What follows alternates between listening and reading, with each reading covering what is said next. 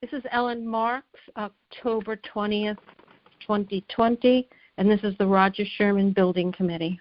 Go ahead, Eric. Hi, this is Eric Lang, Chairman of the Roger Sherman Building Committee. The meeting is called to order.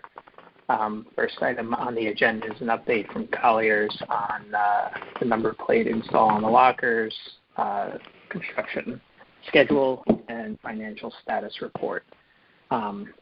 Mark, are you on? Yes, I am. Mark Schweitzer, Colliers. Yep. In regards to the locker plates or the locker numbers, I did speak with Carlo from PSI. He is fully aware. He is that payment is not being released until we get the number plates. He has placed the order with Penco himself, and he has yet to receive the number tags. So once they come in, I will get them from him, and we can bust it off. So he fully intends to get them. So, I mean, it's in his best interest to do so. Yeah. As far as the construction schedule update, basically we are substantially complete without being substantially complete. There are a couple odds and ends. The Fairfield Public Schools, we are waiting to basically release substantial completion till they get full control of the BMS, remote full control of the BMS. And we're working through a couple issues there. There was an issue that came up with the heat pump stands up on the roof that we're working through. The duct smokes, there's one issue that they were going to rectify as far as moving one of the smokes to where it needs to be. It was located in the wrong location on the unit. So there's odds and ends that they need to address before substantial completion is issued. But we are working through them. They're still diversity is still engaged on it. So yeah, they are. Mark, can you give us? Sorry, it's Meredith. Can you please give us more information about the heat pumps on the roof? What's going on there? How they were installed was not per the detail on the construction documents. And I guess we had a telephone call today with the roofer and the with diversity, the architects and all, and basically the roofer took it upon himself to change the detail because he's had an issue in the past with these heat pump stands and getting water into the roofing system.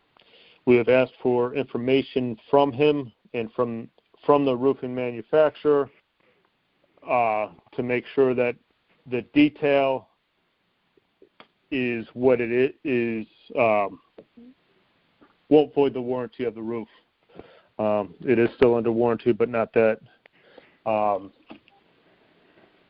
It still has a few years left on the warranty. So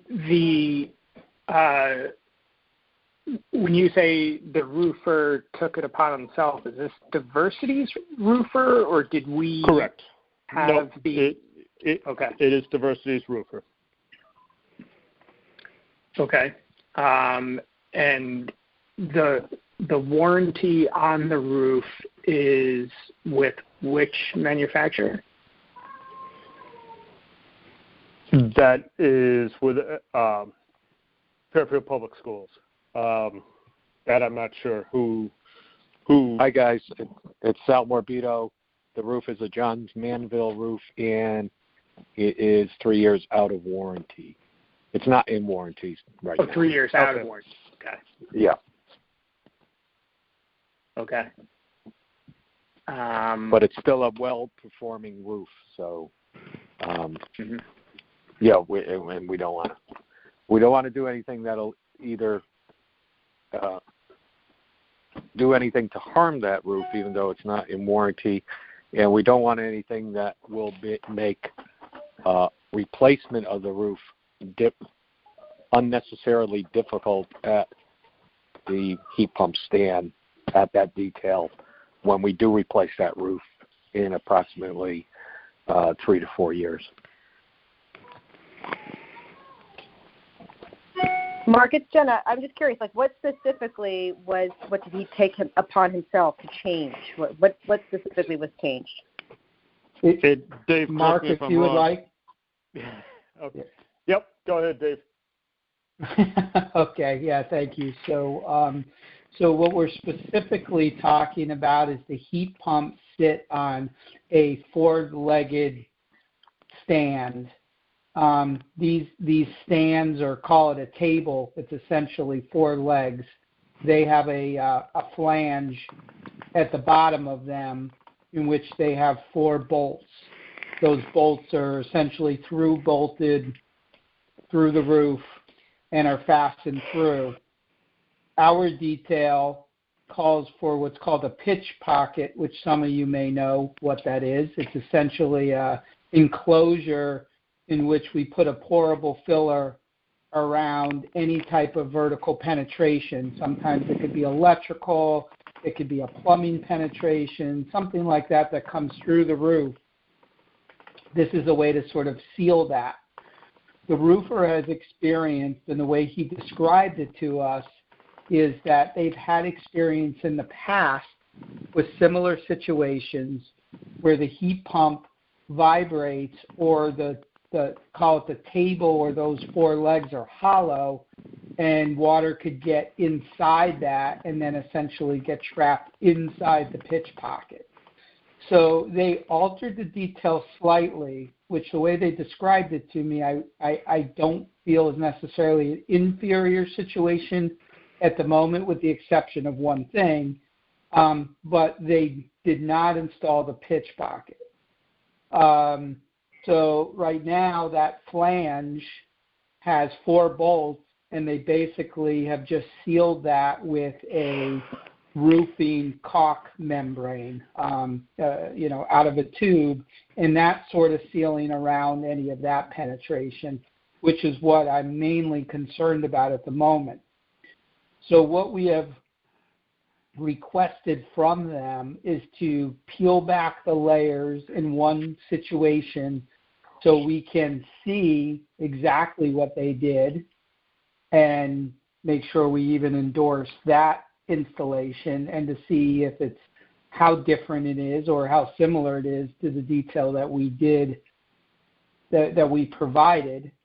We've also asked them, because they mentioned getting direction in the past from the roofing manufacturer. So they're going to need to go to Johns Manville in the context of this roof, ask them what is their recommendation for these stands, and we need to then make a design decision on what we will require them to do at this point going forward. So right now, I think the difference between what we detailed and what they provided or not provided is the pitch pocket and how we go about detailing that or making the modification. In terms of the warranty, yes, the roof is still performing well, so the warranty is just absent of a warranty. But, in future plans to remove and replace the roof, we do want to think forward, that we make sure that we don't, although we solve one issue now, that we don't create a counterproductive issue down the line for Sal and his team. So we're going to take that into overall consideration, but that's sort of the summary of where we are, and obviously I'll answer any questions that anyone has. This is a SBS roof, correct? This is a built up roof. There are small ballasts on top of it. It's not a modified. There are. Okay. There is not a modified membrane on it. Now, it looks like they placed a sacrificial modified membrane under the feet as another layer of protection, an isolation pad or something like that.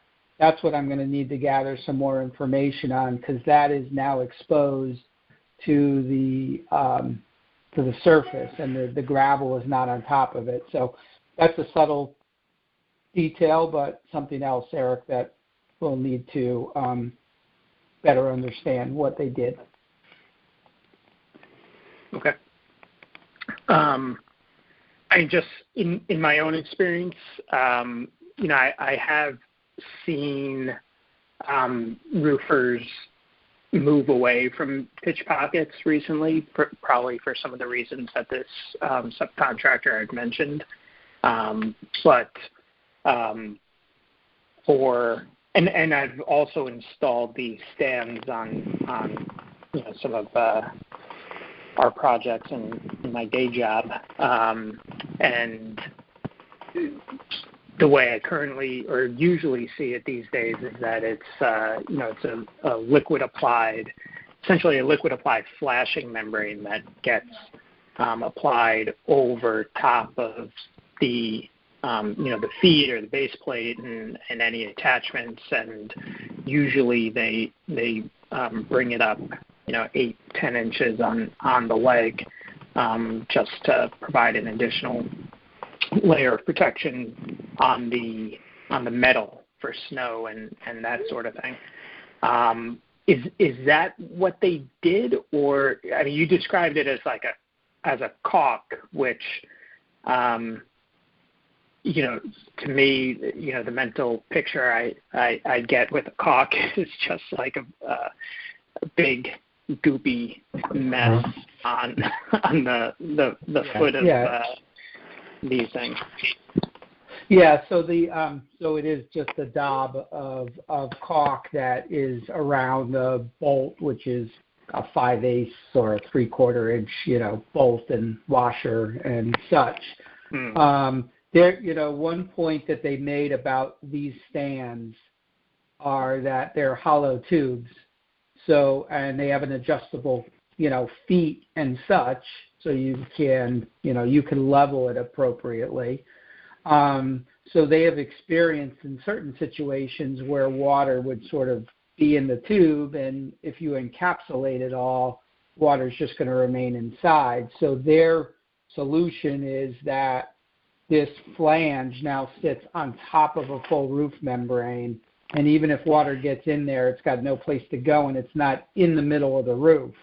I don't think there's any difference between the pitch box, but their concern with the pitch box is that the unit has some vibration essentially to it, or it just moves with the wind, or there's just a slight shift, and that pourable filler over time will open up.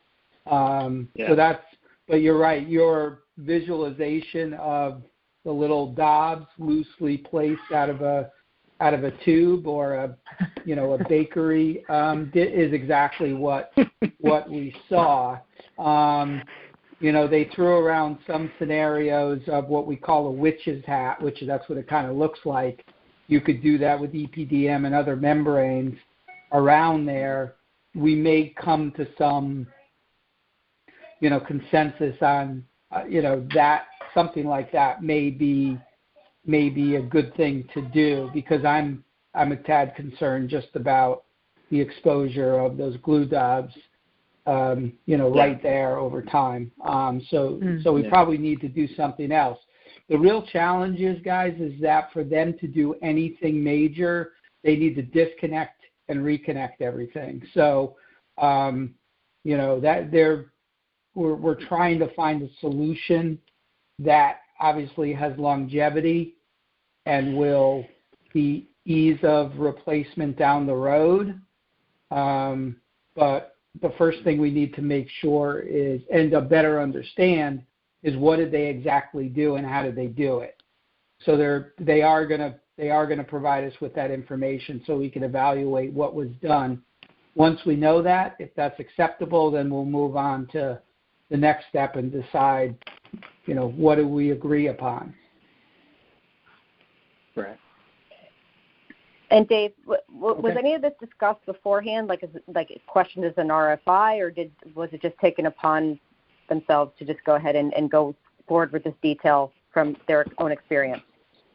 Yeah, there was no. They admitted there was no official RFI or even just casual conversation on it. We're out there periodically. We don't see the activity in terms of in the middle of the activity. So we picked this up. These items came in sort of at the end of the project, as everyone may remember, and then the flashing came in thereafter. So we picked it up on the punch list. But no, we didn't. We never got an official RFI or substitution. Mm-hmm. Which is somewhat ironic, is on the exposed ductwork stands that hug the back of the APR, there were some early discussions they issued a sketch as a substitution, which is similar to that, and we rejected it. But that's not necessarily the same detail, but they did follow the protocol there, and we had a dialogue back and forth and ultimately gave them direction, and they installed it per our direction. Yeah, it's just a little concerning, I guess, that it wasn't discussed in any form prior. Yeah, well, I don't think Diversity knew, because the roofer admitted he never passed anything along, or if he did, it was very casual on his end. The mechanical contractor apparently made a general comment about it at one of the meetings, but it's not his. All he was asking about is how is my stands getting connected and flashed to the roof. You guys ought to think about that. So there was some loose dialogue, but surely not through the RFI process. Or such, or any formal objection on their end. Yeah. Well, and this too is why you have a general contractor with a site super that is keeping an eye on the subs and making sure they're doing their work according to the contract documents, right? Yeah, and they've gone, if you recall, they went through a couple, and I don't know if that ever crossed paths from when they brought on a new super or what, but right. I'm just suspecting that some of that may have happened at that time. Right. It's Meredith. I just Sal knows this. If it comes up or this is helpful, and they need to disconnect anything, November 2nd is a professional development day, and then the 3rd is election day. So there will be people in the building, but there won't be students on those 2 days, if that helps at all.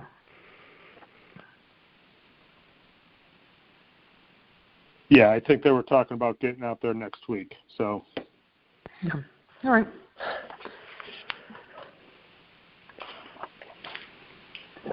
Okay. All right. Well, I'm sure you'll keep us posted on progress and what the agreed upon solution is. It sounds like Sal is keyed in here as well, so I'm sure we'll be able to figure out what the right solution is for this issue. Satisfactory to everyone. Okay. Can we also get an update from either Mark or David about the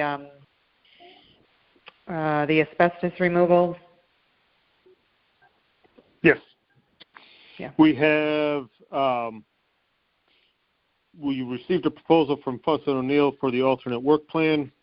We had about $2,000 left on Fuss and O'Neill's line item. The proposal came in at about $2,500. So we'll need to increase their PO by like $300 for what it was per the letter of the law or letter of the guidelines. The amount to glove bag, it was in excess of the amount to glove bag. They have, due to the location, 18 feet up in the air, and it being just pipe insulation, the state agreed to, as long as an alternate work plan is submitted, that they can essentially glove bag it, which is wrap it in plastic, seal it, cut it off, and drop it,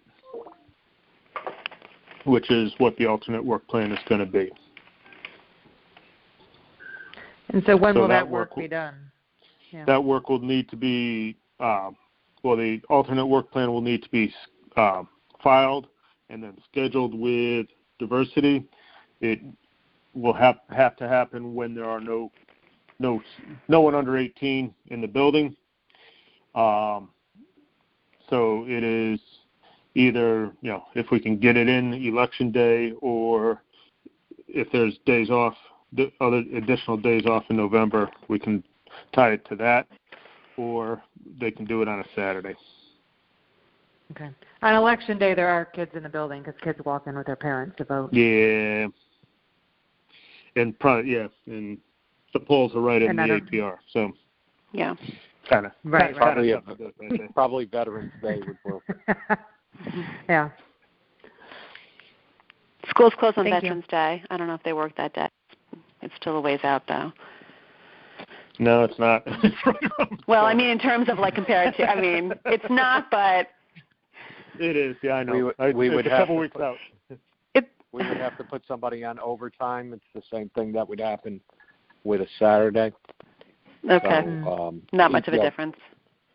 Not much of a difference, and it's probably harder to line up the contractor on a Saturday than it is to line up a custodian for. I think Veterans Day is a Tuesday this year. Veterans Day is a Wednesday. Wednesday. That's what Maybe they could do it on that Monday, November 2nd, when there's professional development happening. It's a possibility, but it has to. The plan has to be filed for 10 days. Right. So we don't even have it yet. So that's not a possibility then. Yeah. Yeah. So. Okay. With filing for 10 days, we're looking at going closer to Thanksgiving. It might be. Just got to get everything in order. Okay, just knowing the reality of the schedule is more important because it's going longer than we expect. Yeah. Or we had hoped, I should say.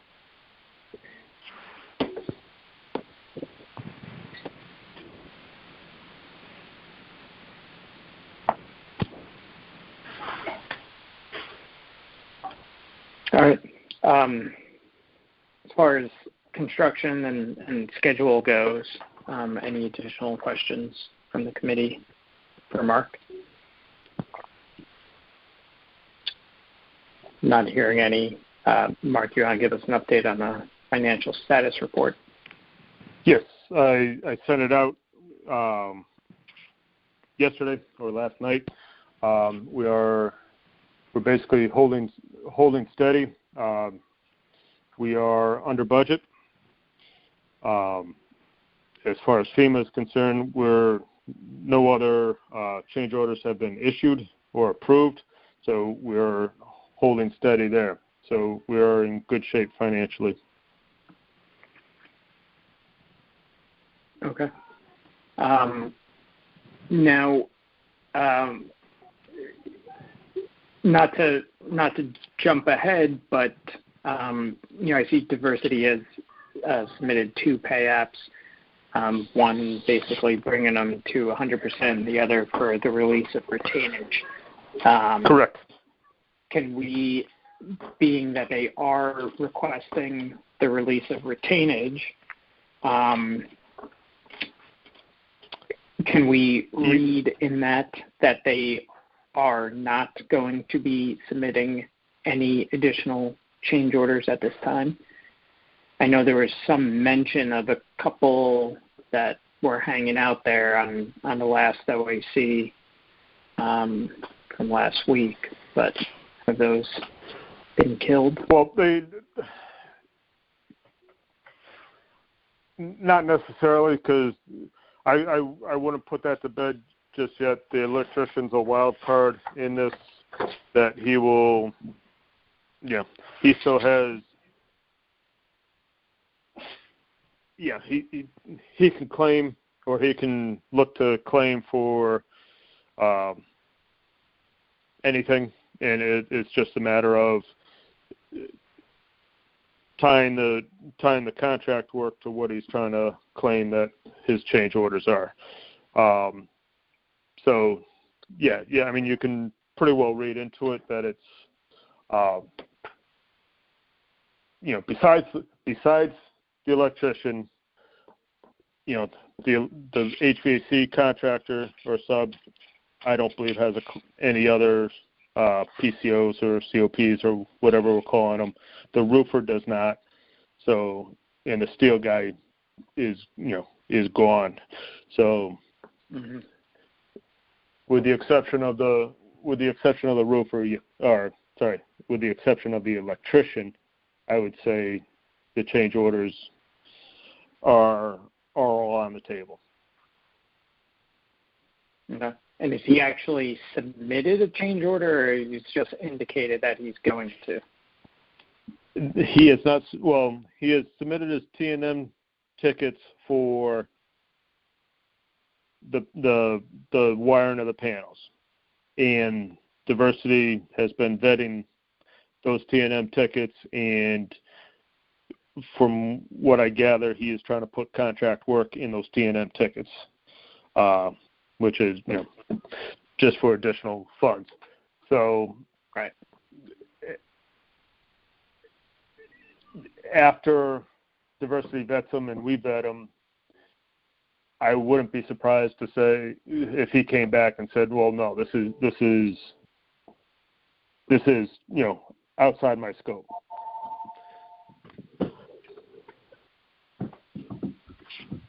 But and then we would have to vet what he claims.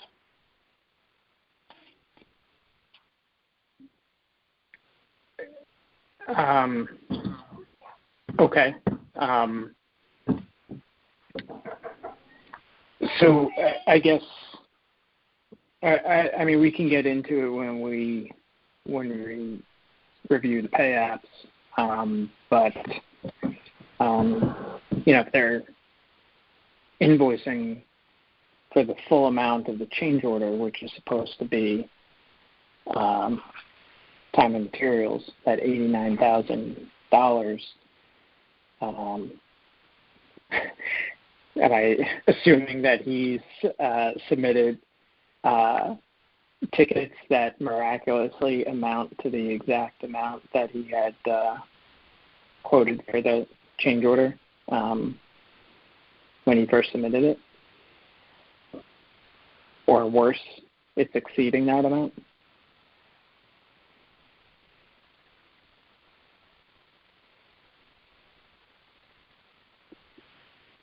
Hello? Mark? I was on mute. Sorry. Sorry about that. He has that change order listed on his schedule of values, but he has not billed for it.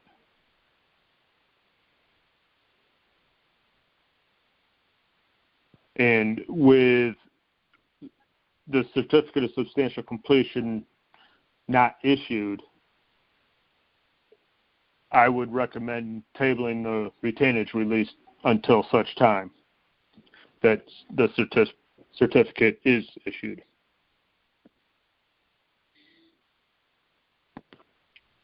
Yeah, that's what my recommendation was going to be when we got to that point. I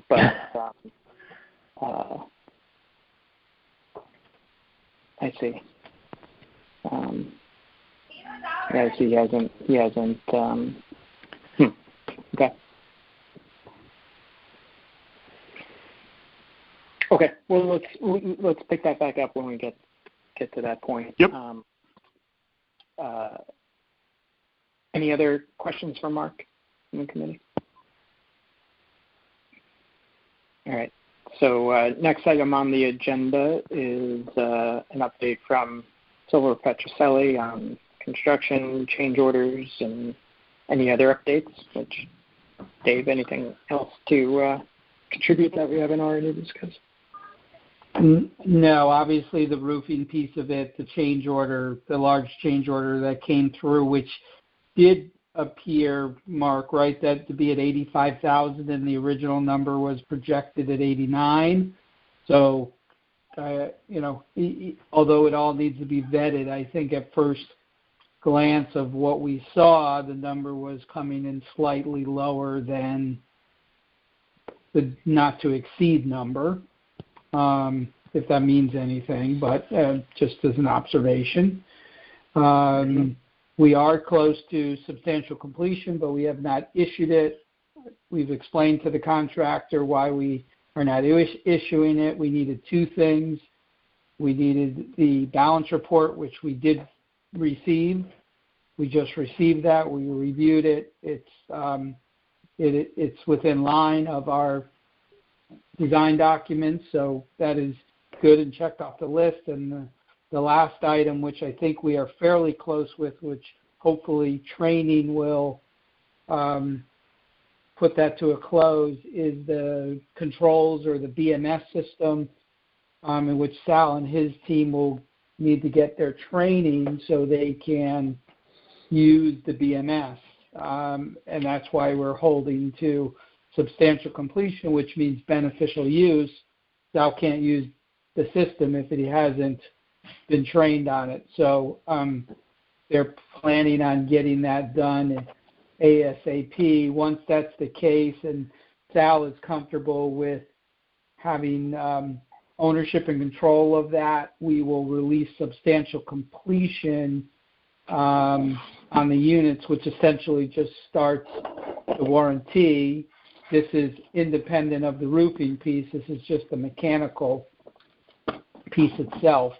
Part of substantial completion will also have a list of punch list items. The remaining punch list, we just issued an updated or a revision number 2 or 3 to the punch list. That will be added on there. We will be requesting the value of those open-ended punch list items as part of the substantial completion certificate. So that will tie, I guess, into your conversation or give you a sense of reassurance that the substantial completion also contemplates the items that are still open. So we are not, by signing this, that doesn't mean we are signing off on the project. There are also, obviously, release of liens and also performance bond that still remains open to the end of the project. So there are protections in place for the town as we're getting to the end of the project. And as Mark mentioned, they have not billed for the electrical work, so we're not concerned about that yet because that hasn't hit the billing cycle yet. So with that, that is our update.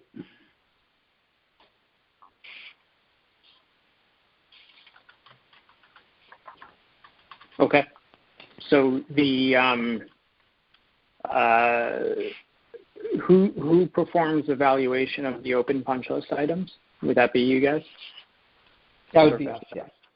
Yeah, and we have been doing that, and that's why we just released round 2. Okay. Now we are going to make sure that diversity does this as a whole. So we're not burdened, nor are you burdened with, minor adjustments to that. They should do this all in one swoop, so we're not going back and micromanaging the punch list. Yeah. Okay.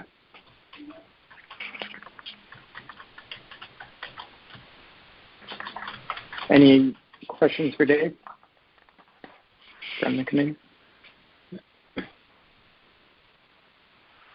All right, not hearing any. We'll move on to the next item on the agenda is to hear, consider, and act upon the minutes from the regular meeting of October 6th, 2020.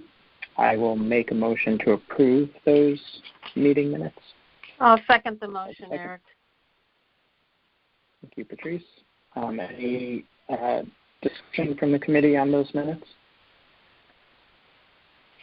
Not hearing any, we'll move to vote. All those in favor of approving the minutes, say aye. Aye.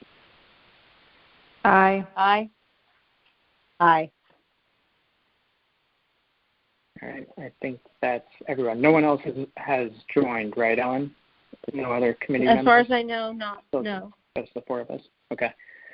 All right, so that's the ayes have it.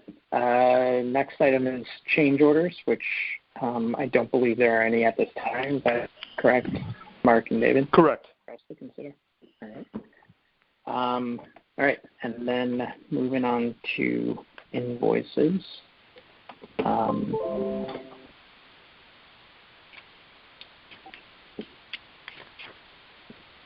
Just pulling it up here. Okay. Invoices from Silver Petrocelli, invoice number 20-2281, in the amount of $10,879. I will make a motion to approve this invoice. Do I have a second? Second the motion. All right. From Patrice. Thank you. Any questions, comments from the committee? Yeah, can David explain or someone explain the fast tracking that's being billed this month? I could take that, sure. As you've been seeing on all our invoices from the beginning, we've had a fast tracking line item.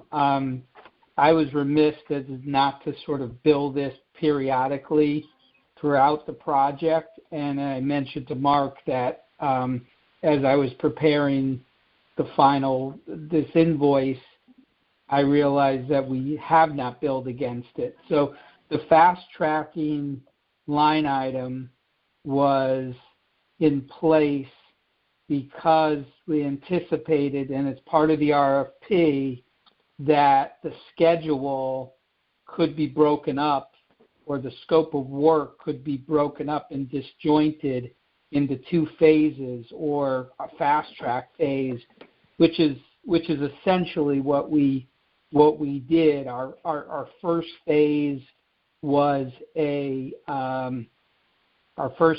was last year, which was an enabling phase of the electrical work and some of the site work, and then the remainder of the work that we started this spring as the completion. So part of that I should have been billing proportionally when we designed phase one, and then proportionally when we designed phase two and went to the state, and then obviously the management of any of that. So I'm billing that now because we are at the completion. All of that is essentially behind us.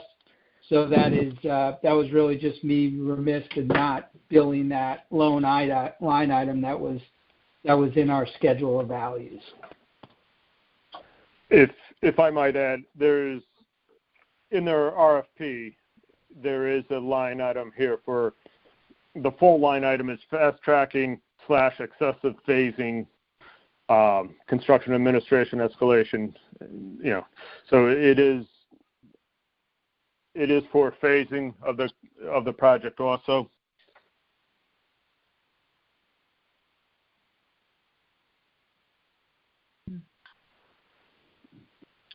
Okay.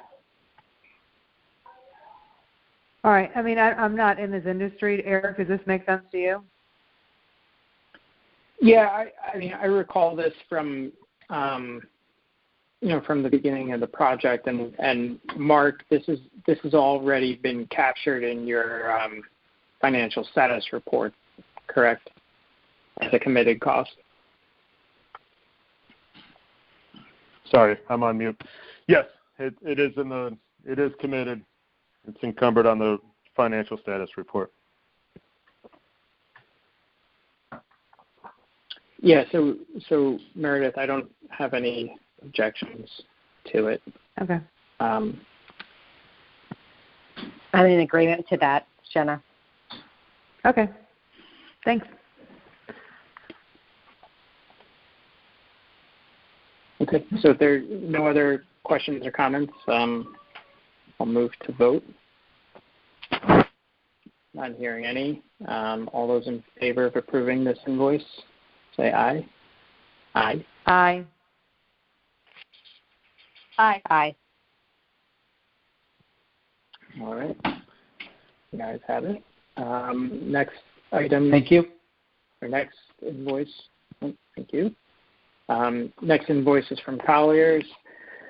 Invoice number 7386 in the amount of $4,433.50. We'll make a motion to approve this invoice. Do I have a second? I'll second.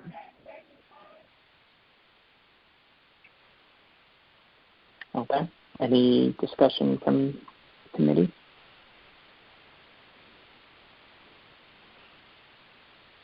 All right. Not hearing any. All those in favor, say aye. Aye. Aye. Aye.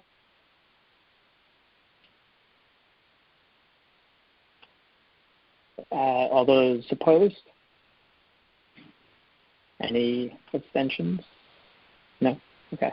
Patrice, I don't know if I heard you. Yes, I voted aye. Aye. Okay, thank you. I was simultaneous with Meredith, I think. Right, yeah. Oh, all right. Okay.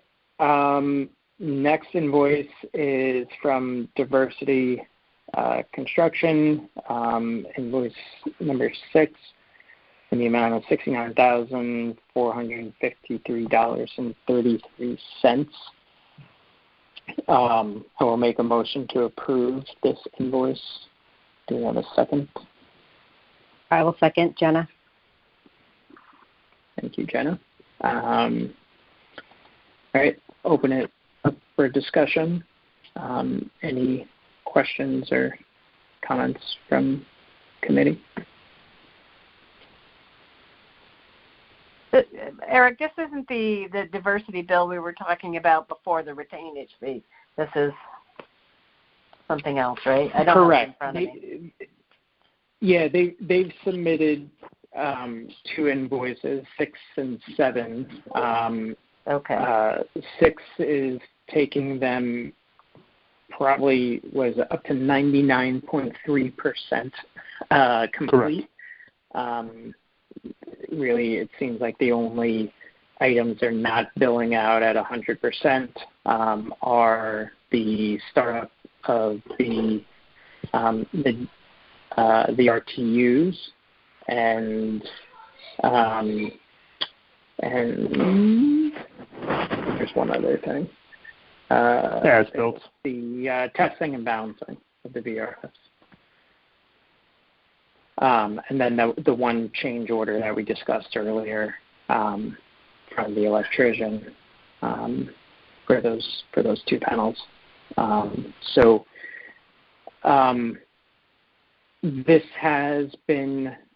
This invoice has been reviewed and Vetted by Mark. by Correct. Mark, and I believe, Dave, that's your signature on there as well, right? From the architect? Yeah. Yes, correct. We endorsed it. Yep. Okay. Okay. And we've received certified payroll and all the other lien waivers and all that stuff along with this. Is that correct? Okay, thank you. Well, that was a question for Mark, and we have all the backup Oh, paperwork. I thought you said we did receive it. Oh, I'm sorry. Okay. They should be. Did we? I believe so. If not, I don't know if they've sent it to Gerald yet, but I will make sure that they send it to Gerald for process before purchasing processes it. Yeah, just sort of a point of order for you. I know we're at the end of the project, but just again to clarify, is the certified payrolls, they go directly to purchasing. They don't come through Silver Petroselli as an attachment. At times they've sent that through in adjoining emails, but the protocol is that goes directly to purchasing. So that's why I didn't answer your question, Eric. I wasn't ignoring it. Okay, and certified payroll, that's Gerald, and Gerald's not on tonight, right? Yeah, I'm here. Yes, Gerald Foley. Oh, okay. Yep. Yeah, hi. So I'd have to go back and check. They've been kind of lagging with the certified payrolls. They're not. I got a package from them the other day, but I can't confirm whether it goes to which of these two applications. And with those packages, I have been getting lien waivers, but again, I can't confirm if it goes with these. Okay. So Okay. based on that information, I question the approval of this at this time. Yeah, I mean, we could. In the past, we've approved it contingent on the purchasing department receiving those items, which we can amend the motion to do here as well if we're all in agreement. I'm fine with that, Eric, if you want to amend the motion. Yeah, I'm only fine with it if you amend the motion. Otherwise, I'm going to vote negative. And that's fine. All right. So yeah, I mean, I'm fine. Yeah, I agree, Patrice. I think we should amend the motion and then vote on the amended motion. So so I will amend the motion to approve invoice number 6 from Diversity Construction in the amount of $69,453.33, contingent on the Fairfield Purchasing Department receiving all necessary and appropriate lien waivers and certified payroll for this payment application. I'll second. Just one final question. Gerald, is that amendment appropriate? Does that sound doable for you? Yes, that works. Okay, that's fine. Continue. Okay. Go ahead and second it. I'll second it. All right, we have a second. Any additional discussion from the committee? Sorry, I was out of order. That's okay. All right, all those in favor, say aye. Aye. Aye. Aye. Aye. All right. Thank you all. Okay. And then the next and final invoice, also from Diversity Construction, invoice number 7, in the amount of $55,541.57 for the release of retainage. Do I have a motion to approve this invoice? All right, not hearing any. Let's open it up for discussion. Well, there's no motion, Eric. There's no discussion.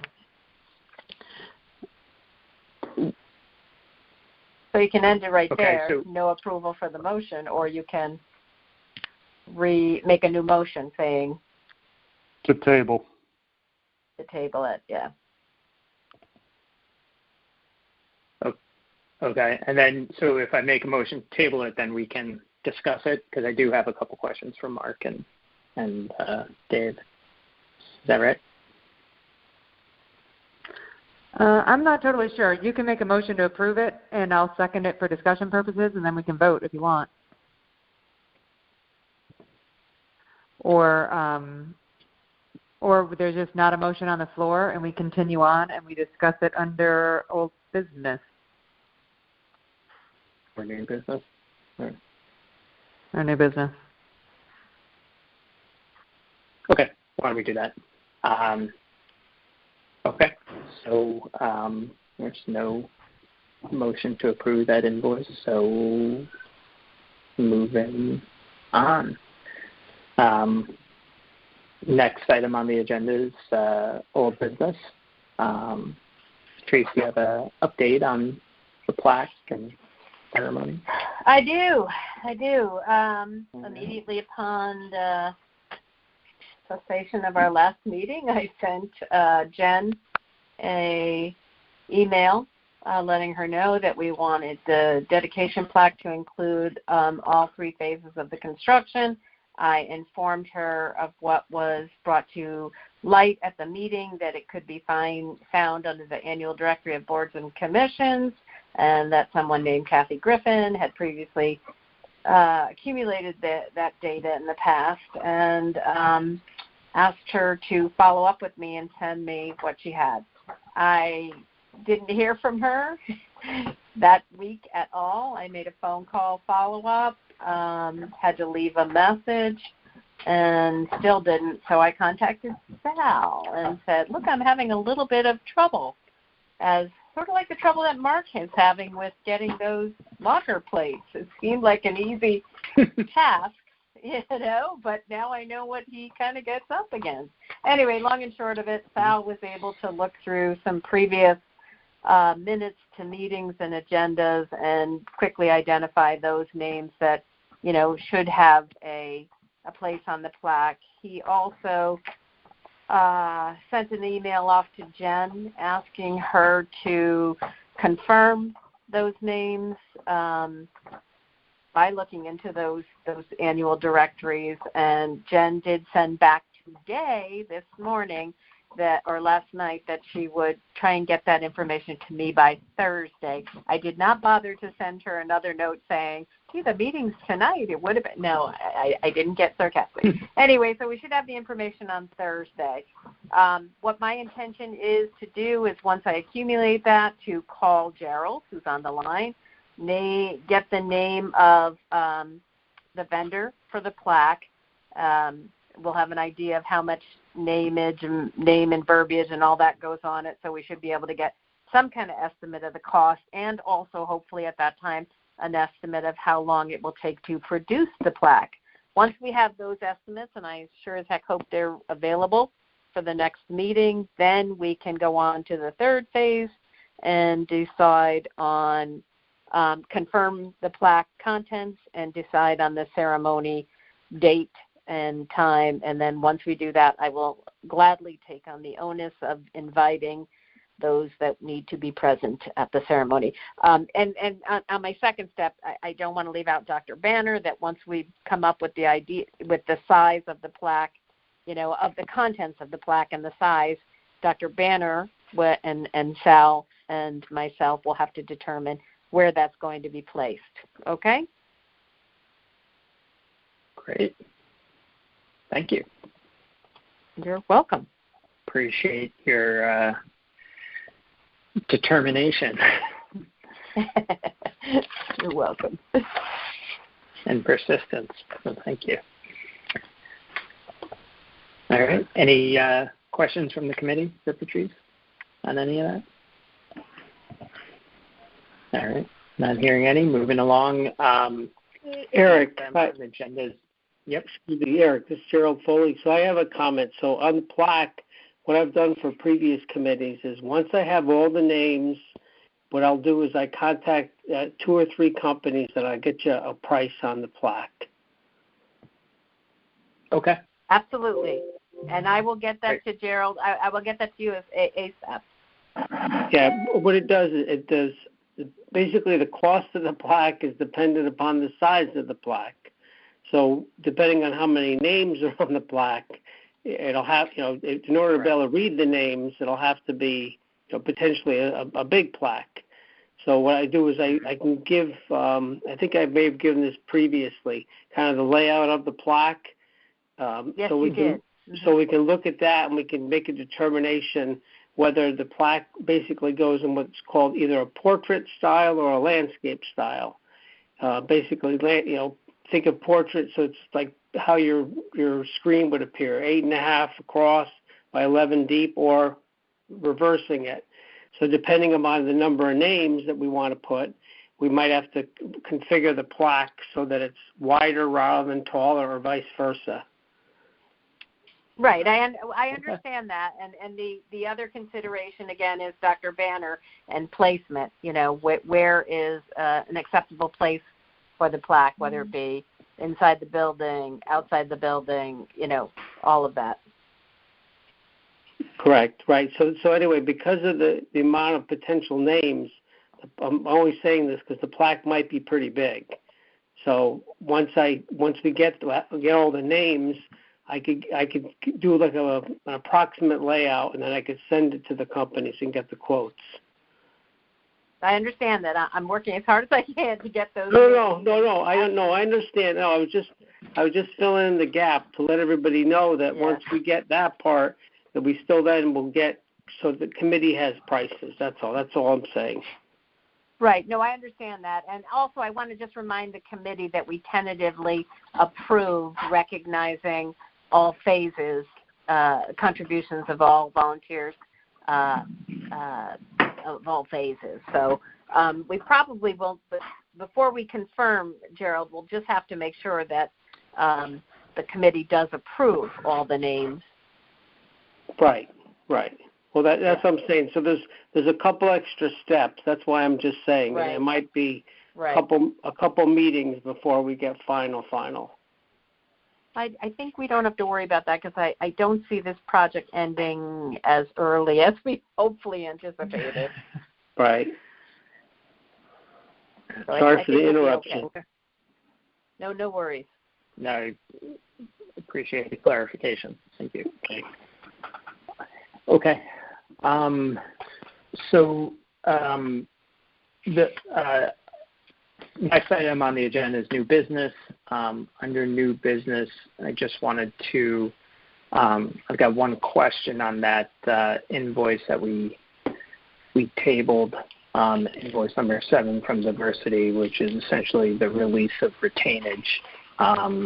So the question I have is, based on our earlier conversations this evening, we David, you had mentioned that they have not completed all punch list items. They do not have substantial completion yet. So, my hesitation on approving this invoice is simply, I don't want to release retainage until we get those two things, and in particular, if the punch list items haven't been evaluated yet, I certainly don't want to release all of the retainage until that's done. But I do see that this release of retainage has been signed off on by both Mark and David. So I was curious as to why. At the last OAC meeting, the substantial completion certificate was discussed. we were assured that they were going to complete the work for what was needed for it prior to the meeting. So in anticipation of the issuance and the punch list with the monetized punch list, that's the reason I approved it. But that didn't occur. Exactly. And that's why it was recommended not to essentially table it. Well, I think that's why the committee chose not to second the motion as written. We want to table it because they're just not done. They're just not where they're supposed to be. Correct. Yeah. Well, Mark, you just Eric, approved I think, this on Sunday. So, I mean, were you expecting all of this to receive this, either yesterday or today? Yes. Okay. So, okay. So, I mean, if that's the case, it seems, I mean, your anticipation is that we get these items this week, or that all this should occur this week. Coming out of the last OAC meeting, they said they were going to be done Thursday. Got it. Okay. Well, look, Eric, it's tabled to the next meeting anyway. Yep. At this point, so hopefully, at this point they've got 2 weeks. We want to give them that exactly. Amount of time, but it sounds like there's still a lot to resolve, and not for nothing, the whatever the resolution is on the waterproofing around these BRF stands could